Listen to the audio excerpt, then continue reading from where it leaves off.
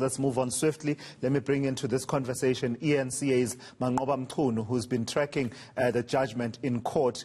Manqoba, the suspended Secretary General of the ANC failing on every score, really, every leg of his argument basically being taken apart from the arguments around the constitutionality of that rule 25.70 to arguments about him saying that his right to political freedom has been violated, all of those falling apart before the court.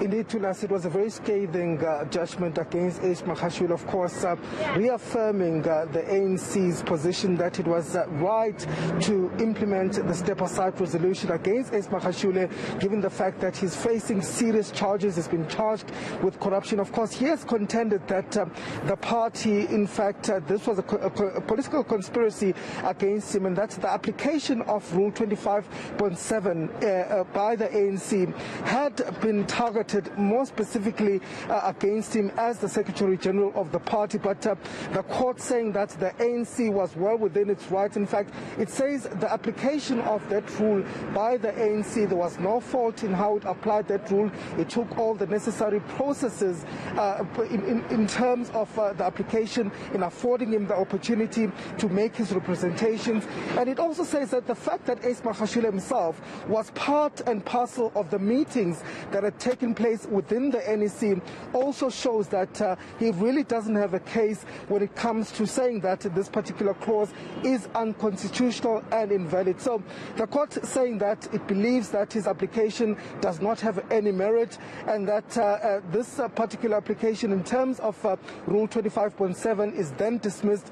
But also the fact that Magashule himself, his suspension must be understood within the meeting that happened on the 26th to the 29th of March, the NEC meeting that took that resolution that its members should step aside within 30 days. And the fact that it says that Magashule was also part and parcel of that meeting, and therefore it says that the ANC followed its own processes when it comes to applying this particular resolution. Yeah, and even there was also that matter of Magashule purporting to suspend the ANC president, Cyril Ramaphosa, and the court not buying his arguments in as far as that is concerned as well.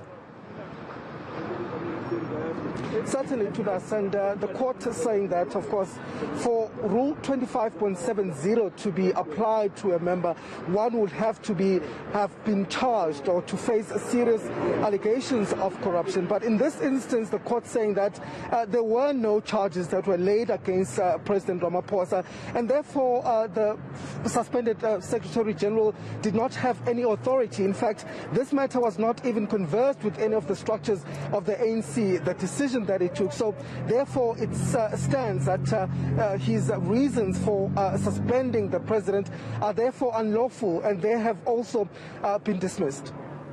All right, thank you for that. That is eNCA's Manqoba Mchunu outside the Gauteng division of the High Court here in Johannesburg. He was listening in on the delivery of that full bench judgment delivered by Judge Kolapen. Let's take a step back and reflect on some of the matters now that have developed over the last week or so in this country.